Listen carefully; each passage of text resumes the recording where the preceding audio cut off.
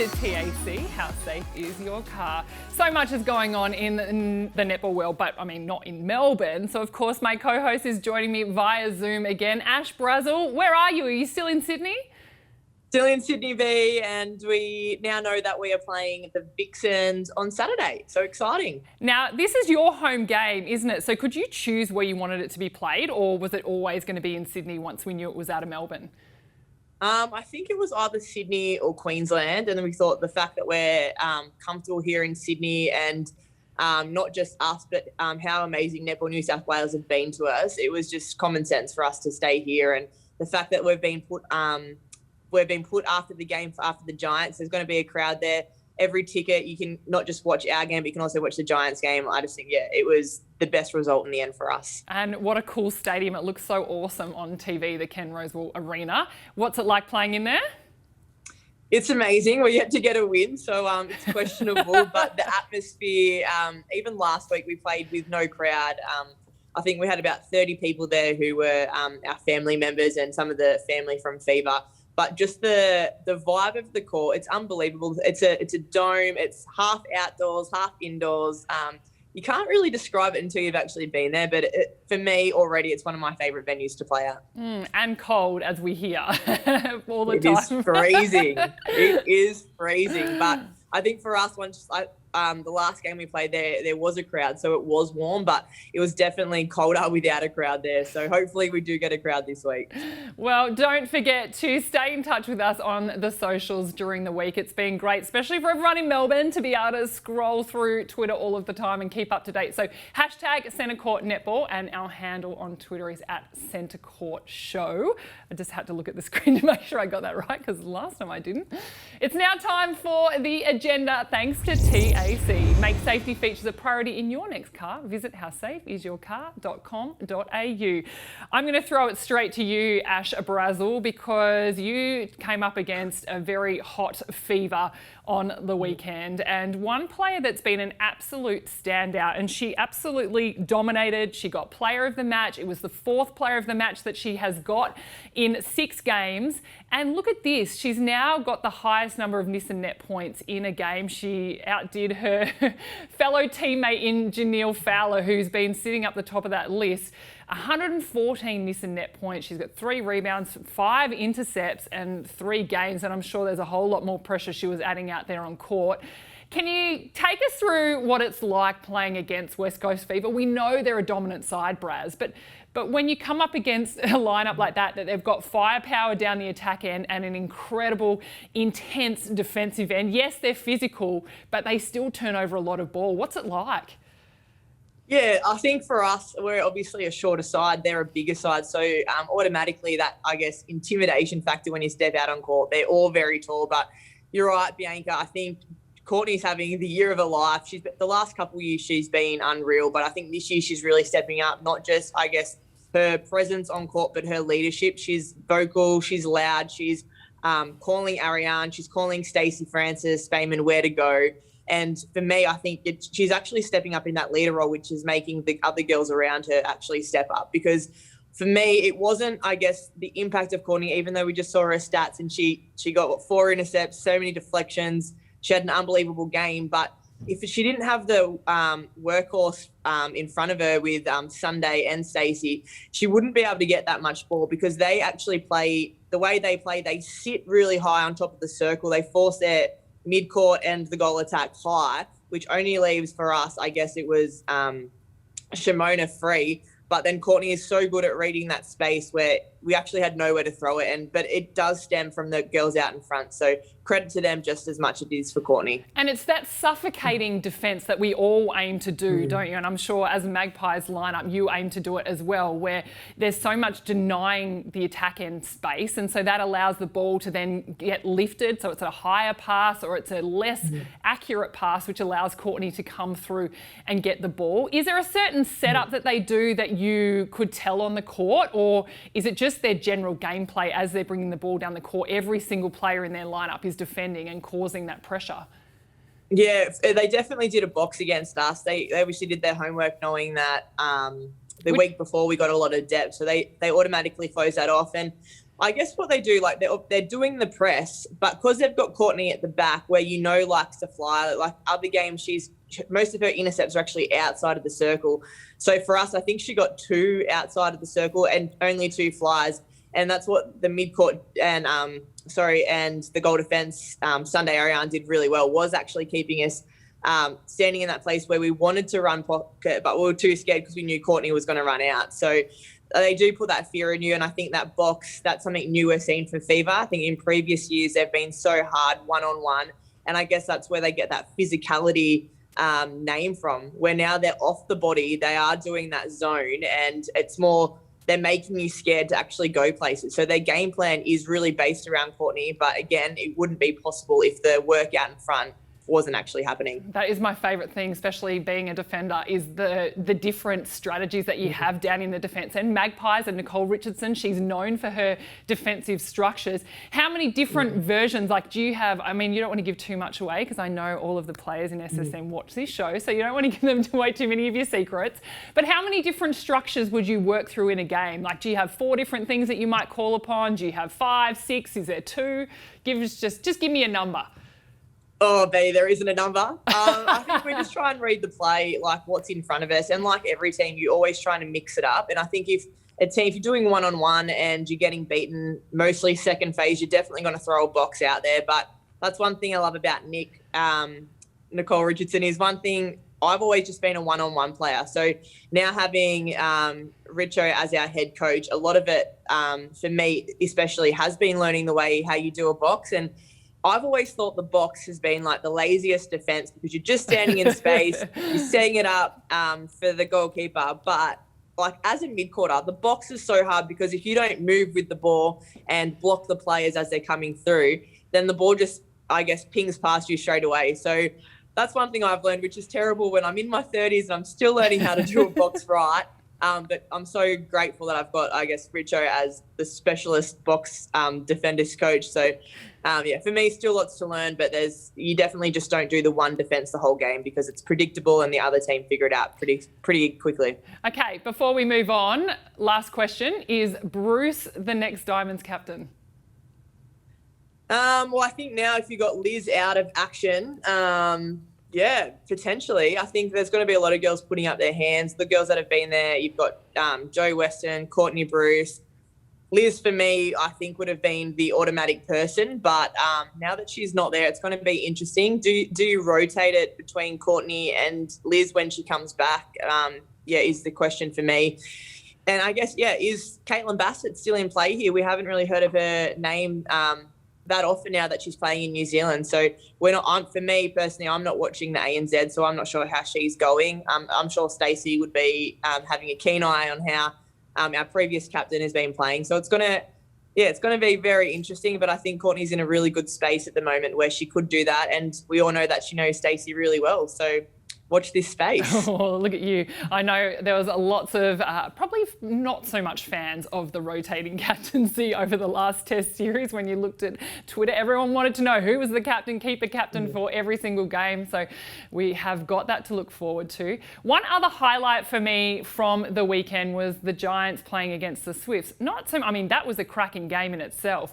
But what I really loved before that was that there was an Indigenous All-Stars curtain raiser game, and this needs to happen every single year.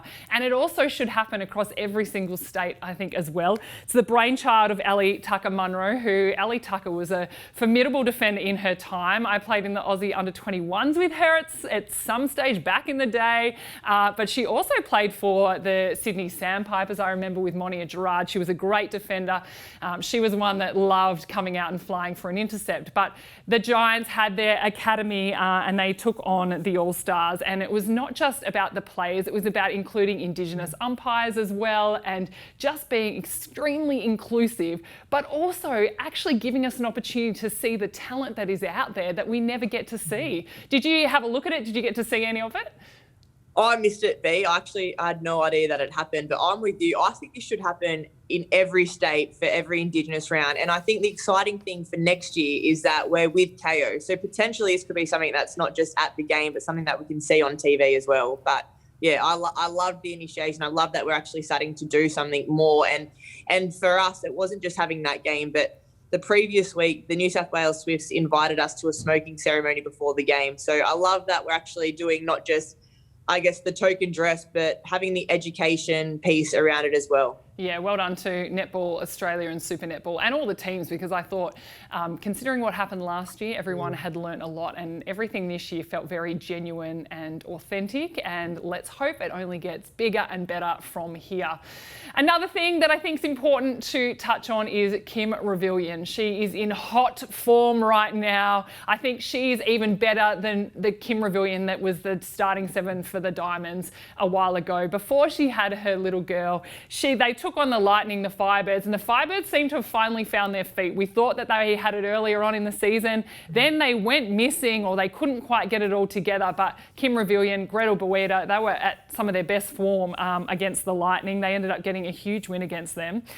0 turnovers for Ravi. Now, that is a huge mid-court. Like, goalkeepers, goal defenders, you kind of think you should have 0 turnovers. But for a mid-court to have 0 turnovers, I think that is super impressive.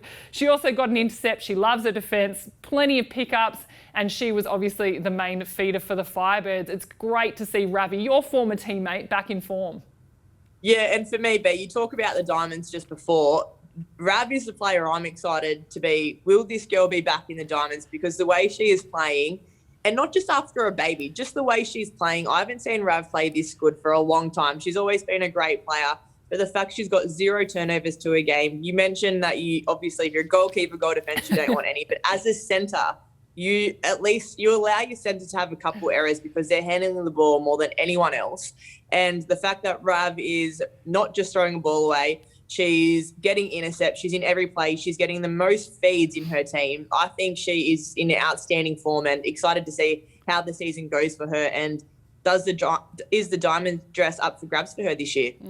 I definitely think she will find herself back in the Diamonds team, but there's a lot of mid-quarters in form, including yourself, Brazzy, so it's going to be hotly contested. Another exciting thing is Netball Australia have announced their new Chief Executive Officer. Kelly Ryan is the new CEO. So she comes she used to be a former AFL club executive with the Gold Coast Suns and with the Western Bulldogs. Now, she also helped with the Western Bulldogs develop and create their AFLW team. She's been in extensive leadership positions over her last 15 years.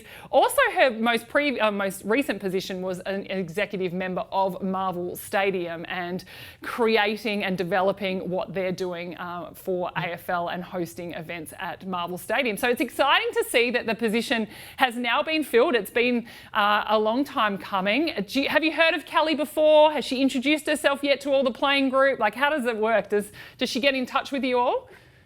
No, and B, I'm terrible on email, so probably. But I found out on Facebook. I've actually never heard of Kelly, but what I'm so excited is that our CEO, and I know I'm probably the opposite to everyone else as usual, but I love that we have someone who is not from netball. We're having someone who's been around the AFL. Let's actually find out what other sports do and what they do well, and actually introduce it to our game. And that's what I'm excited for. Oh, absolutely. And let's hope that it's, a start of what's going to be the best thing for netball going forward and developing our game to where it needs to be. That was the agenda, all thanks to TAC. How safe is your car? It's now time, Brazzy, to get to the nitty gritty. All thanks to Lexus of Berwick, your hybrid destination of choice. Visit lexusofberwick.com.au. Now, Brazzy, I'm going to throw something very different to you today. I've been thinking about what we can do in netball, how we can just obviously increase the exposure, but then we've also got that fine line of developing our own players and having the imports in SSN, because I love the imports and what they bring to the game. And we know in league at the moment, State of Origin is just about to happen. New South Wales, Queensland. I'm not obviously from either of those states, but you know how special State of Origin is. Whether you are New South Wales or a Queenslander, you love it. I think we need State of Origin for netball. Now, hear me out. So many players have to move clubs. for SSN, and some players are in other clubs, you know, they're in other states because they've had to move, and we don't actually realise that they are actually from other states. Most people probably think that you're from Western Australia, Brazzy, because that's where we saw you start really your kind of, I mean, you started with the Swiss, but then you went over there and played majority of your career over there. So State of Origin, we could have a week off, like during this bye week that's coming up where there's only a couple of games each week. Scrap that, don't worry about bye week. Let's get the one weekend dedicated to State of Origin. I'm not really sure. I haven't really thought enough through as to what state's going to play what state, but I mean, we can do that. Maybe we can have a mini tournament and then have like a winner at the end. But I think it needs to happen because I think we need to see all of our players that play for their own state bring together different combinations, and then also be able to start developing some of other players and seeing other players out there that we might not get to see because imports are in these positions. Yes, it's only 1 week of the year, but I think it could add something incredibly special to our game. What do you think? I'm all about it. And now that you're mentioning it, like, it's ticking through my head, when do we have time to actually do this? And the NRL, what they do is they put the State of Origin during the actual league. I'm not sure how netball would go with that, doing it the first year. So I'm proposing that we do it in a pre-season, like pump up netball before the actual season. But you mentioned this, B, and the reason I like it is because just off the top of my head, I'm thinking about who would be the mid-court for New South Wales, and I've just quickly written it down. So if you're going off the Swifts and the Giants, automatically you've got a Parmenter, you've got Price, you've got Fraser, and you've got Hay. But then you go into the interstate, and then you've got myself, Kim Ravallion, Gabby Simpson, and Verity Charles. Yes. I love that 8 mid-court. Like, we don't even need defenders, goalers. It's just going to be a mid-court team. I'm all about it. But I think it would actually show you where these athletes have come from, because I reckon you're right. A lot of people would think I'm from WA. Sometimes I even get confused. I think I'm Western Australian. And a lot of players would think Verity's Western Australian, and they would think Gabby and Rav are Queenslanders. So I think it's great. I love that Netball New South Wales always claim us girls that are interstate as their own, and so they should, because they brought us through that pathway. But it would be great to actually put on the blue one more time and actually represent our state from what we used to do as young kids. Yeah, because back in the day, like when I was growing up, there was still open nationals, but that got scrapped because there was so much else going on. So another, I think, state that would surprise everybody and the talent that is from that state is South Australia. Have a listen to this. So Sasha Glasgow, we obviously know, she's only recently left. Sarah Clow, South Australian. Maddie Proud, South Australian. Maddie Turner, South Australian. Kate Shimon, South Australian. There is so much talent that have moved away from SA. They would die to be able to get all of those players back. So I think it should happen. Maybe we need to talk to the new CEO. Can you just dial her digits at some stage and give her the heads up that we think it should happen, it needs to happen, and I think it's a Centre Court exclusive, don't you?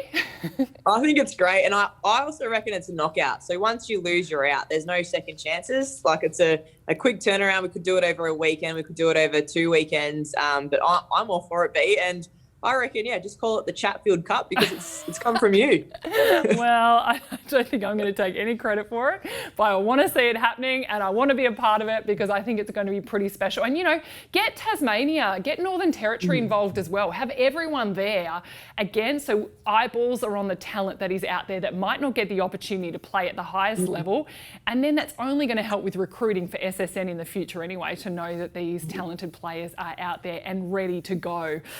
All right, okay, I need to calm down a little bit now. That was the Nitty Gritty, all thanks to Lexus of Berwick. All right, Brazzy, it's now time to get to the social scoop, and we've got something very special for this one today. I promised you that we would have something special, Brazzy, and we have gone into all of our friends on Netball Twitter and thought, who is the person that we want to talk to most? And the one that really popped up for us was Maddie Ibrahim. Now, she is the Swifts social and digital coordinator. We constantly talk about what New South Wales Swifts are doing on social. So we thought, let's get her on. Let's chat to the brains behind it all. Maddie, welcome to Centre Court. You guys are too generous. Hello. Thank you for having me. Okay, firstly, how long have you been at Netball New South Wales? And, Is this all you? Are you doing Instagram? Are you doing Twitter? Just like during the games, at training? Is it all you? So I've been with the Swifts for just over a year and a half. Feels weird because, as we were kind of saying off air, this is my first kind of game day experiences this year because of the whole hub last year. But so it feels like I haven't been here that long. But yeah, so about a year and a half, and I am doing the video content and the social media stuff. I do have a media manager as well that it's a team effort a lot of the time, but probably a lot of the stupid stuff, that's me. Well, the stupid stuff, Nitty, is what we love. Yes. So please keep that up. But You're welcome. You just said that you weren't in the hub last year, so a lot of it was behind a desk. The way I look at your social media, you obviously know netball. So what's your background in netball? Because, you're coming out with some good content and you can only, in my opinion, do that if you know the game. Yeah, well, I personally played since I'm 25 and I've played since I was 4. So it's I'm very familiar with the world of netball and the game. And I think as I got older, I've always been, our family's a very big rugby league fan, but as I got older and met people in higher netball lands, like playing for academies and states and stuff, and they started getting call-ups for Giants or Swifts, I started to take an interest. I'm like, oh, my friends are playing in these comps. I obviously wasn't good enough, so I can only make jokes on the sideline. So I started to watch it, and then just obviously you kind of watch it and you like reeled in straight away. So I've been aware of the SSN for a while and followed it for a while, but definitely now I'm like, I know everything and everyone. And so I think you have to go out and say some of the stuff I do. So, and traditionally we often see with netball media or what clubs put out is just always on the safe side. It's very much, just telling you what the score is or, all the positive, I guess, stories that are coming out of the clubs, which is fine. But what I've really loved is just your amusing takes on what is going on. It's what we all think, but we barely ever say. Do you have any boundaries, or have Netball New South Wales just let you go with it because, it is actually showing the personality of the players and what you know about the players as well? I'd love to know, did it organically just happen like this? Yeah, I was actually pretty lucky because I started doing some of the meme videos. For example, when Sarah Clark got falconed on her head last year, everyone loves a falcon.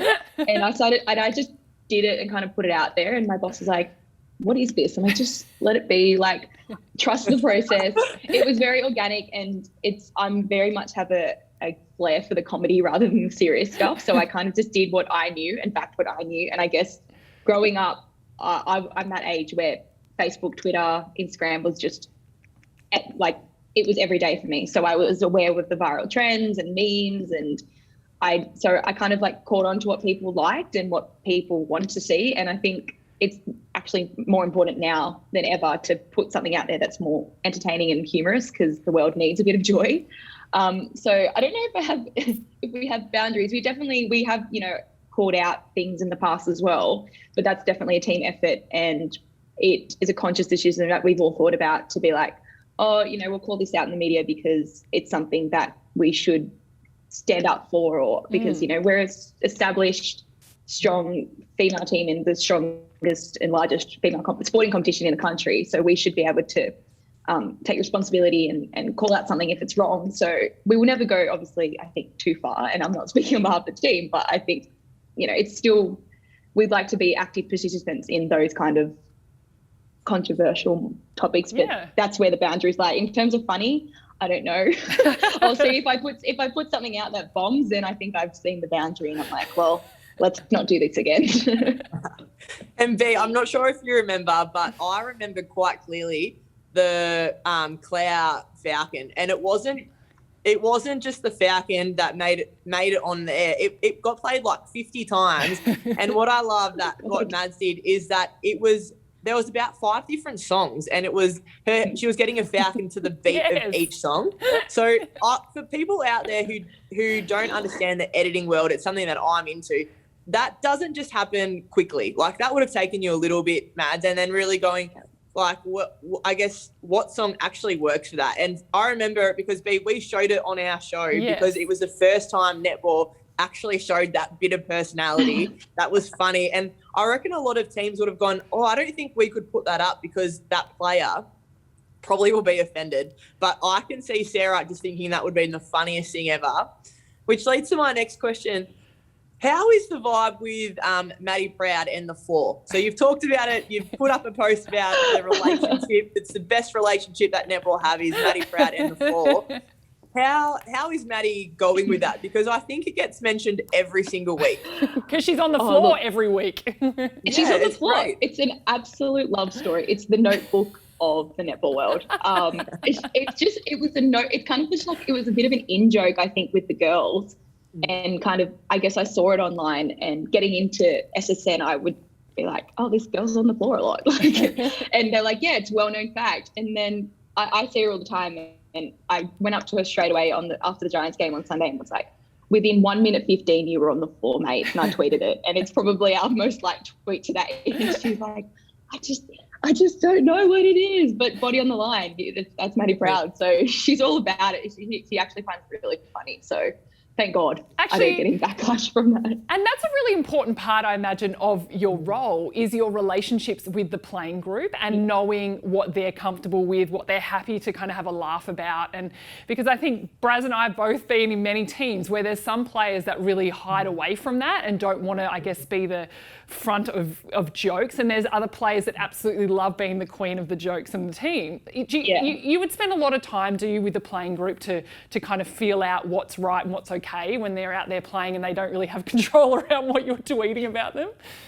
Yeah, I've actually been really lucky because the girls, we're very much on the same wavelength, and I knew it almost instantly when I started. There's such a good group of girls who are all about like the banter and jokes, and they make fun of each other all the time. Yeah. So I don't know why I thought I had the right to suddenly start making fun of them, but obviously we'd formed a close enough friendship. I've never copped anything back from them. It was like, oh my God, you need to tone it down. In fact, Sarah Clowes, like, you know, you guys will probably know her, she's very introverted, and I have some reason made her the target of a lot of my memes, but she's the first one to message me and say, you've outdone yourself. Like, so it's really great to have their support, because otherwise I'd have to tone a lot of my stuff down. So I'm very lucky. And do you get nervous? Like, I've noticed that you interact with other clubs during the game. Oh, that's an awesome part of it too. Yeah, I think it's great. But I think the Swifts are the first club to actually do it, and obviously it's you. Do you get nervous thinking, oh, will this club respond? Will they take this? The one that I loved was, what was the tweet? It was about if Fever don't play, it was like a song. Saturday Night Fever. Saturday Night Fever. It's a lost opportunity. And like they got behind that, which I love. But like, do you get nervous before you press the tweet button? Oh, I do. I'm a little bit nervous, but I'm always make sure it's kind of a lighthearted situation, and it's somewhat either supportive or we're taking, like, we're the butt of the joke almost, or it's something kind of irrelevant. Like, there's no point attacking other teams. Like, I think there's a definite line between like banter and like abuse. So there's no point attacking other teams, especially when we're trying to grow this sport, and it's a female sport that needs all the help it can get. Essentially, you know, we've got so many challenges in our way already, so why not just try and build other teams up and have some fun with it? We had some stuff with the Giants going on Sunday, and they're literally like 4 seats down the row from me, and I was like, hey guys. So if they weren't going to respond, it would have been very awkward, but they did. So well, I think it's great, so please keep doing it. I love the bands with the other teams. I think that's when it gets even funnier, is when the other team try and come back, and then you seem to always have something else. If I was the other team, I'd be very cautious of what I sent back to you, because you're very quick. Oh, you're too kind. But I think that is such a huge part of it too. I think it was, I guess, Hamish and Andy back in the day, it was their motto always. They would mock themselves first and foremost, and that became what everyone would be able to laugh about them rather than, you know, other people. So I really like that as a team you do that. That's the craziest actual comparison, because they're the loves of my life. They're my idols. They always have been. You can ask anyone. Oh, really? They were my Justin Bieber. Oh. Yeah, I had them on my walls. Oh. Well, they were your Justin Bieber. That's a quote in itself. I was the fangirl. Yeah, Hamish and Andy were my Justin Bieber. I have met them like 5 times. I've cried every time. They're literally my idols. So there you go. Thank you for seeing the comparison. Oh, you are very welcome. Well, Maddie, thank you so much for joining us on Centre Court. Honestly, we love your work. We really love that netball has embraced you, and that you are, I think, living out your dream doing that job, and continue to have a huge amount of fun on the socials, because we enjoy it every single time. And thanks again. Provide us some more content for Centre Court, because we're always keeping an eye on what you're doing, and we really appreciate you joining us today. No, thank you guys for the support, and absolutely no pressure on me now. So real great interview. Be funny. Thanks, Maddie. Well, there you have it, all behind the scenes of what goes on social media, and we absolutely love it. But now what goes on behind the scenes for Ash Brazill is searching for Brazilliant every single week. And what do you have for us this week, Braz? Thank you, Bianca. So Brazilliant this week. Now, people might have missed this, but it was on Paige Hadley's Instagram. She posted a few graffiti artworks that were put up on a school gymnasium, and it is Chifley College. So I contacted Paige with this one and just asked the question, is this the school that she went to? And she didn't. So that's one thing that blows my mind. What happened here is the school, they knew that they were going to have some portraits of some athletes in their gymnasium, and all the kids got to vote who they wanted up there. And Paige was one of the 4 and the only female up there. So big shout out to Chifley College. A big shout out for Paige Hadley for being such a inspiration to all the kids in New South Wales. But definitely check it out. We're going to put them up. I think they're unbelievable. And the artist was Shannon Boyd. So his work is unbelievable. I scrolled through his Instagram. He's an unbelievable graffiti artist, but what he's done at the school, for me, I would have loved to have this up at my school. I think it's unreal. Aren't they just incredible images? I think they look so good. And yeah, like you said, how cool to be at a school where that is what is all over your gym as well. That's very great job by Chifley College. Chifley College, is that what it was? Chifley School? Yes, college. I hope I said it right, but I don't know. Look, I know it's not Paige's school. minor details, Braz. But what isn't a minor detail and will be an actual major thing on the weekend is when the Magpies take on, I'm going to say, my Vixens. How are you preparing for that big game? Oh, at the moment, we're just trying to get our game right. I think we saw what we were capable of against the Firebirds, and then obviously coming up against the Fever, they just completely outdone us. We're a different team, and we need to find out how we can be consistent, how we can have the consistent game we had against the Firebirds, because when we're firing, we're definitely hot, but when we're not, it can easily get blown away from us. So the focus is on us, and we know that Vixens, they're like us. They've been in the hub. They've been in Queensland.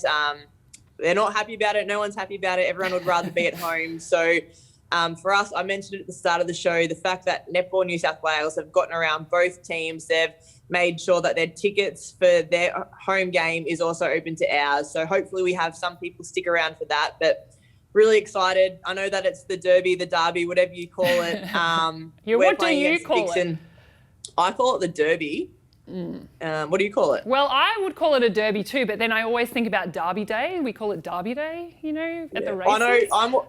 This is where I pretend I'm Western Australian and we call it the derby. So yeah, right. But I don't know, maybe Victorians, that's what we call it, the Derby Day. But no, I'm excited. It's the game I always look forward to, because I think every time we've played each other, bar one, it's always been like 1 or 2 point win or loss. So I'm excited about it. I feel like we match up against each other really well. And the Vixens, unfortunately for us, I feel like they're starting to find their feet. So it's going to be a good game. I'm looking forward to it. And is there any word yet on whether Emily Mannix is back in the side or whether Rani Samuson will be lining up?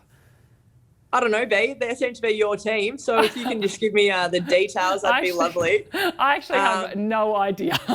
But I think all teams will have to be out by Thursday or Friday this week. So you'll know soon enough, I guess. Well, we do talk about Twitter. And what I've seen on Twitter is even if Mannix is back, a lot of people are saying, will Rani be still in the lineup? So I think that's something to look at. I wasn't sure if they were the rules. Could you drop a player for a training partner? You can only drop a temporary replacement player to bring in a training partner unless there's an injury. So unless there's another injury to one of their 9 players, Hannah Mundy is a temporary replacement player, so she can come in and out. But unless she's playing well, I can't imagine her being replaced, because I think Mundy's been playing really well. It's going to be interesting. I'm excited to see the list that the Vixens bring out, because you can never know. And Mannix isn't a player that you'd want on the sideline. If I was in that team, I'd be wanting Mannix on the court as quick as possible. We shall wait and see what happens. But I wish you all the best, Braz, because I want to see you keep having absolute blinders of games. It's awesome to see you dominating out there. And so no matter what happens, I want you to do really well. My centre court buddy, I've got to stick tight. Thanks, mate. You're lucky you said that, because I would have come back down to Melbourne and tell you what for. Thanks, Pete. Well, that's centre court for another week. Thanks for watching. It's all thanks to TAC. Make safety features a priority in your next car. Visit howsafeisyourcar.com.au, and don't forget to continue on the conversation on the socials. # Centre Court Netball and our handle at Centre Court Show. We'll be back next week. Hopefully, Braz, you're back in Melbourne soon so you can join me here at the desk. Thanks, babe. I feel like we're not coming back to Melbourne anytime soon, but fingers crossed. All right. See you later, everyone.